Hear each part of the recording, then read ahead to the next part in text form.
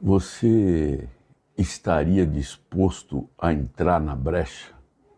Esse é o título do nosso estudo de hoje, que a gente vai ver hoje. E é uma colocação que Deus faz lá em Ezequiel, interessante, né? Eu vou ler para vocês aqui, ó. Está em Ezequiel 22:30, que ele diz assim: Busquei entre eles um homem que levantasse o muro e se pusesse na brecha diante de mim por esta terra, para que eu não a destruísse, mas não achei ninguém. Então, o que Deus quer dizer com se colocar na brecha, né, no muro? Ele queria alguém que orasse, que intercedesse por aquela terra.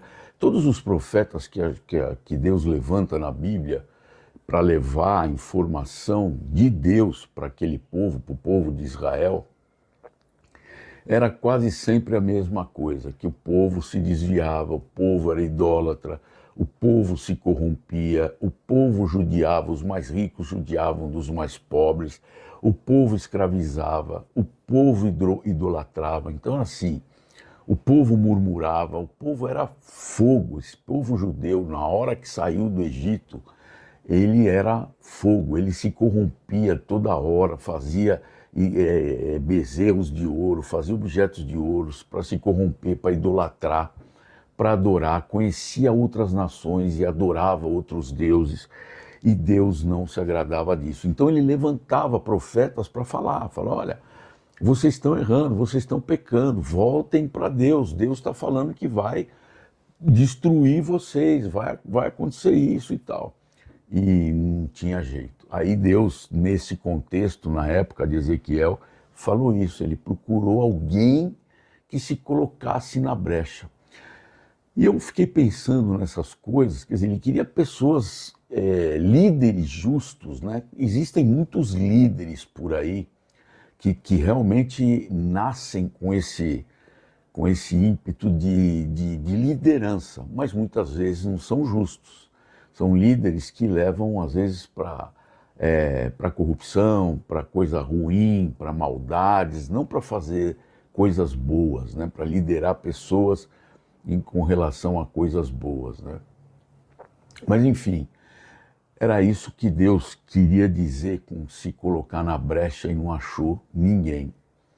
Eu preparei aqui não dá para a gente ler porque é muita coisa, mesmo eu reduzi muito o número de pessoas que eu acho que se colocariam na brecha.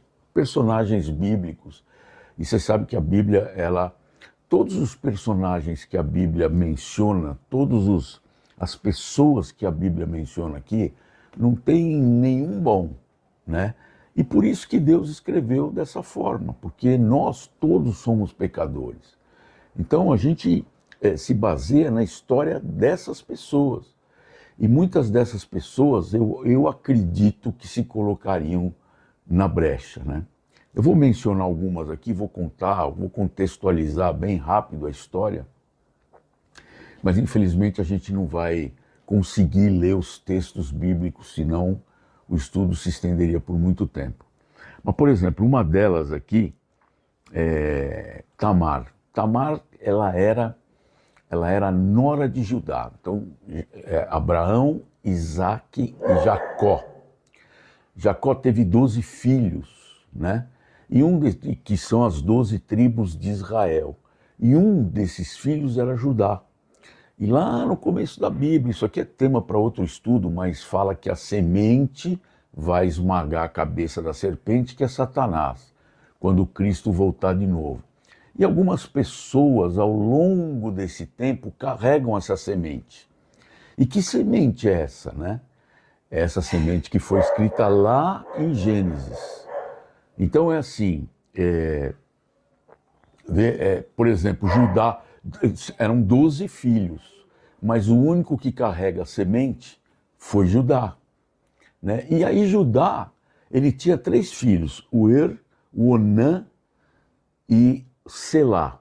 O Er era casado com Tamar e aí morreu. E eles eram ruins, eram pessoas más, maldosas, que faziam maldades mesmo. E aí o próprio Deus fala isso, que eles eram pessoas ruins e Deus acabou com eles. Deus matou tanto o que era marido de Tamar, e aí o Onã, ele tinha que cumprir o levirato. O levirato era o seguinte, o Onã não era casado, mas ele tinha que coabitar com Tamar para ela gerar um filho, para dar continuidade à descendência, né?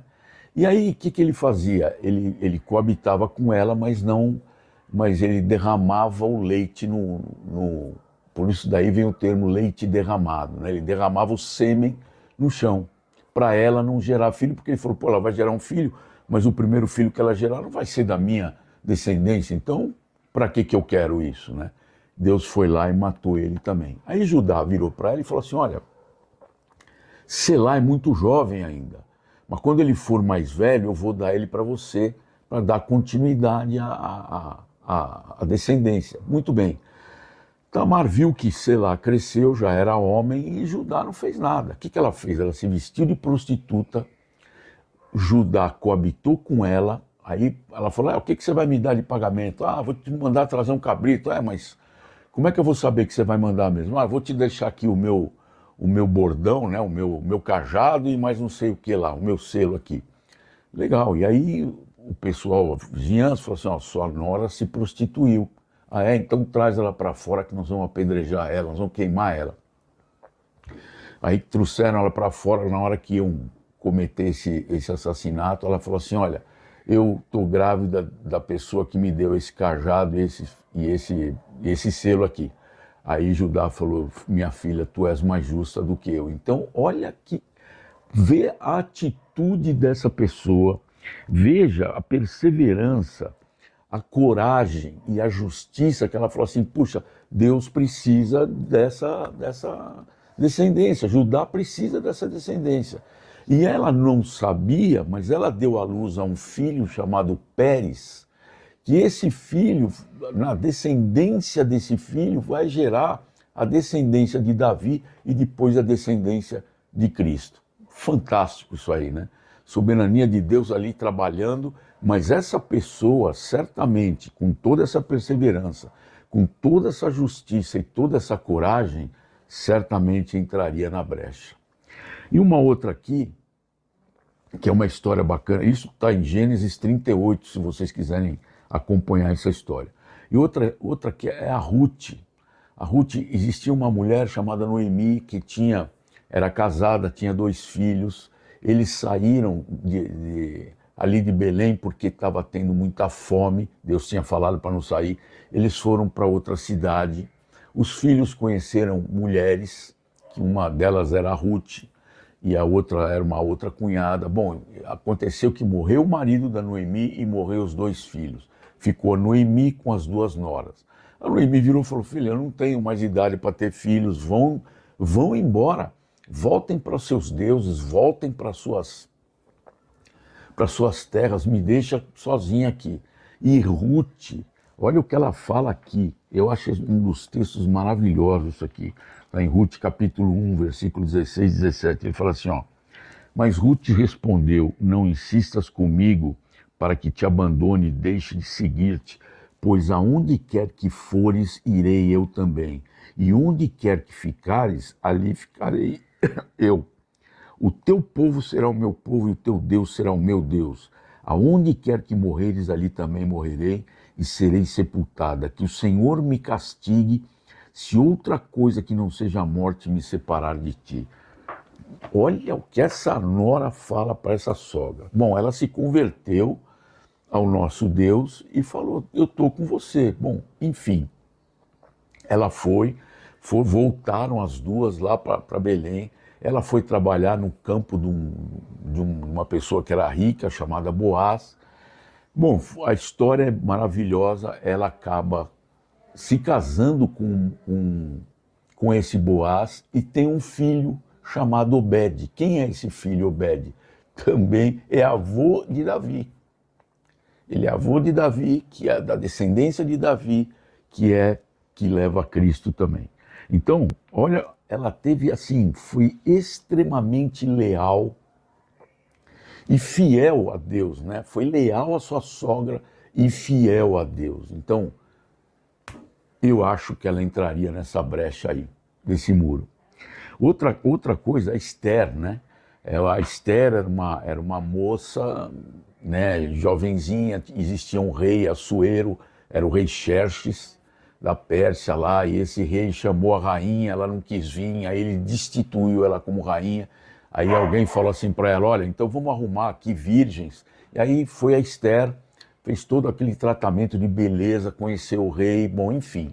Lá tinha um soldado, ela tinha um tio chamado Mordecai, e tinha um soldado que era o braço direito do rei, que ele era tão importante que o rei instituiu que todo mundo deveria se prostrar aos seus pés. Mas Mordecai era judeu, ele só se prostrava diante de Deus. E esse Ramã ficava louco da vida, falou, pô, como que esse cara aí não se prostra aos meus pés? Enfim, ele foi lá, fez a cabeça do rei para exterminar o povo judeu. E Esther não estava meio que sabendo dessa história, foi o Mordecai que contou para ela. E aí ele falou assim, você tem que falar para o rei isso. Só que naquela época era assim, a pessoa falava para o rei que eu quero falar com você, mesmo que fosse a mulher dele, mesmo que fosse a rainha. Se ele não estendesse o cetro de ouro para aquela pessoa era morta. Então, aí ela falou para o Mordecai, se ele não me chamar lá, eu vou morrer. Mordecai falou, ó, vai ver, foi por isso que você foi instituída rainha. Então ela teve coragem, foi lá, e aí a história se desenrola aí no livro de Esther, e o povo não foi judeu, não foi extinto, o povo judeu ficou permanecendo, e até hoje eles comemoram uma data, o judeu comemora uma data chamada Yom Kippur, que é por conta dessa rainha Esther. E ela teve o quê? Coragem. Então, é mais uma pessoa que se colocaria na brecha aí desse muro. E outro texto que foi assim, Deus quando tirou o povo da terra do Egito, que eles eram escravos, ele prometeu uma terra. E aí, beleza, prometeu aquela terra, aí ele mandou um príncipe de cada tribo, são 12, para ir ver a terra, ó, vão lá espiar a terra, o termo é esse mesmo, vão espiar a terra. Aí eles foram espiar, foram 12 espias da terra. Aí voltaram dando relatório. E olha, a terra é boa, a terra tem isso, tem oliveira, tem figo, tem frutas. A Bíblia diz que a terra mana leite e mel, né? Mana leite e mel, que é tão boa que é a terra. Mas, veja bem, tem gente muito grande, muito forte, tem os enaquins, eles têm muito altos, são muito fortes. A gente não vai conseguir conquistar a terra. Nós não vamos conseguir conquistar a terra. Aí, Josué e Caleb falaram assim, pô, pelo amor de Deus, o que vocês estão falando? Foi nosso Deus que nos deu essa terra, vamos lá e vamos guerrear com essas pessoas aí e vamos pegar essa terra. Bom, o que aconteceu? Esses outros 10 príncipes queriam apedrejar Josué e Caleb, era um povo que murmurava, e Moisés só ouvindo tudo aquilo lá, né? Aí, o que Deus falou para Moisés? Falou assim, olha Moisés, eu vou fazer o seguinte, eu vou ler aqui para vocês. Eu vou fazer o seguinte, eu vou dizimar esse povo, porque assim, Deus chamou Abraão e falou, de ti farei uma grande nação. E fez uma grande nação. O povo judeu, eles foram para o Egito com 70 pessoas, saíram de lá com mais de 600 mil pessoas. Era uma grande nação. E aí, mas murmuravam, reclamavam.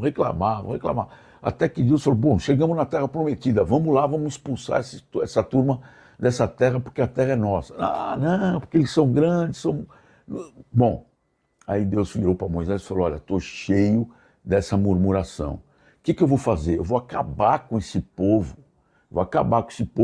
e vou fazer de ti, Moisés, uma grande nação. Olha o que Moisés fala aqui. Respondeu Moisés ao Senhor, os egípcios não somente ouviram que com a tua força fizeste subir esse povo do meio deles, mas também o disseram aos moradores dessa terra. Ouviram que tu, ó Senhor, estás no meio deste povo, que face a face, ó Senhor, lhes apareces, tua nuvem está sobre eles e vai adiante deles numa coluna de nuvem de dia e numa coluna de fogo de noite. Moisés falando, hein? Falando para Deus. Se matares este povo como a um só homem, as gentes, o pessoal, né? Pois que antes ouviram a tua fama, dirão, não podendo o Senhor fazer entrar esse povo na terra que ele prometeu, com juramento, os matou no deserto. O que Moisés fez aqui como líder, né? Moisés intercedeu pelo povo. Ele intercedeu pelo povo. É incrível isso, né? Hoje a gente pega a liderança, né? Que tem muitos cursos de liderança, muitos livros de liderança, e é aqueles líderes que não são líderes, são chefinhos, né? O líder, a pessoa segue, o chefe, a pessoa obedece.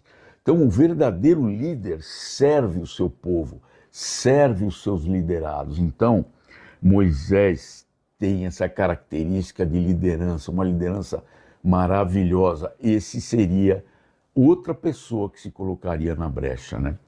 E uma outra pessoa, um outro profeta, né? Isaías, né? Quando Deus quis levantar o profeta Isaías, falou, não tem ninguém para levantar como profeta, para ir lá falar para o pessoal o quê? Ou vocês estão se corrompendo, ou vocês estão fazendo idolatria, ou, né? Aí Isaías vira e fala assim, mas eu não sei, eu não sou digno de te servir, Senhor. Aí, mas, eis-me aqui. Quer dizer, Isaías reconheceu a sua pequenez diante de Deus, mas como Deus tinha falado para ele, ele falou, olha, eis-me aqui, Senhor. Olha que coisa incrível, né? Incrível. Então, Isaías também, ele foi lá, ele teve essa atitude. Aí, indo lá para o Novo Testamento, todos os apóstolos, sem exceção, todos, exceto Judas, né? Que a própria Bíblia fala que ele se perdeu, foi o único que não foi salvo, né? Porque Satanás entrou nele e ele traiu Jesus, né? Mas todos os apóstolos, todos tiveram coragem, tiveram liderança e eram pessoas simples e letradas, exceto Paulo, né? Que era uma pessoa mais culta, mas os demais eram todos pescadores, eram gente humilde que Jesus arrebanhou para ser os seus apóstolos.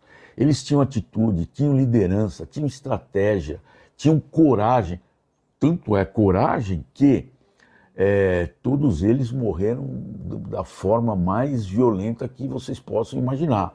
Uns foram cerrados ao meio, outros foram crucificados de cabeça para baixo. Enfim, morreram de uma forma violentíssima. E aí assim, né? Aquela coisa, você morreria por uma mentira? Então, é um texto interessante, porque assim,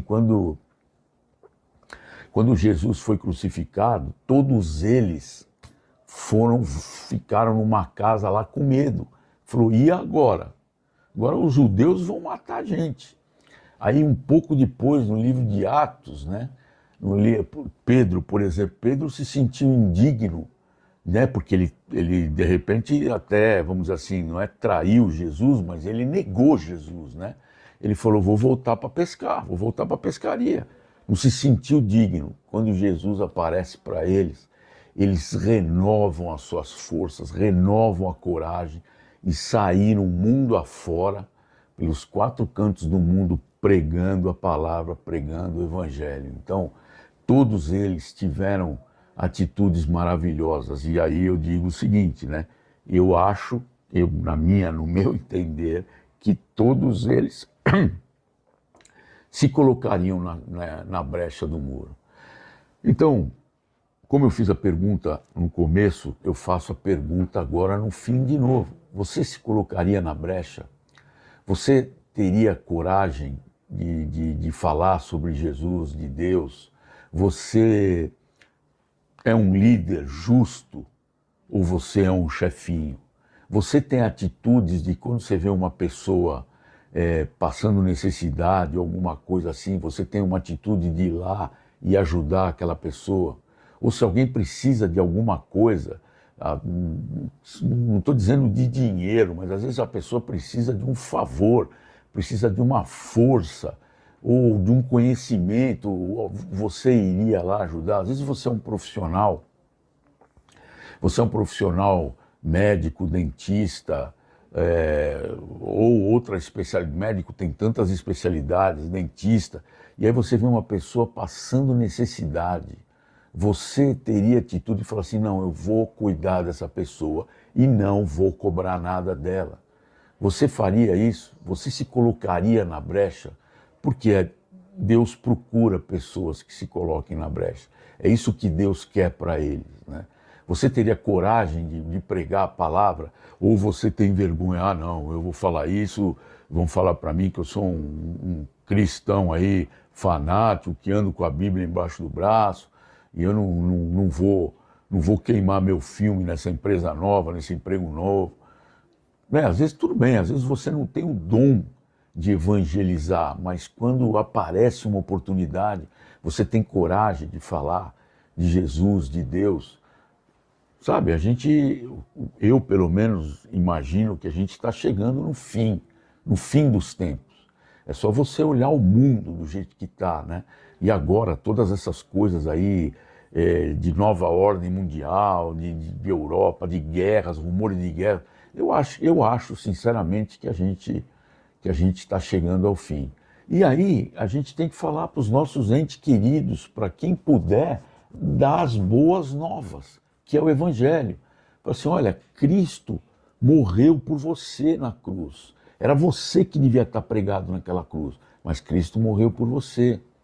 E isso, o que vai acontecer?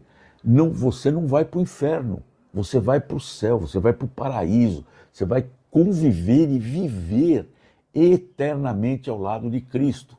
Ou você quer conviver e viver eternamente com o diabo no inferno? Então é isso que a gente tem que fazer. E Deus procura pessoas com essas atitudes para se colocar na brecha. Então é isso, gente. Eu oro para que Deus abençoe a cada um de vocês aqui que estão ouvindo essa palavra de Deus e que possam pensar a respeito disso aí, tá bom? É no nome do Filho amado, Jesus Cristo, que eu peço essas bênçãos para vocês. Amém, Senhor.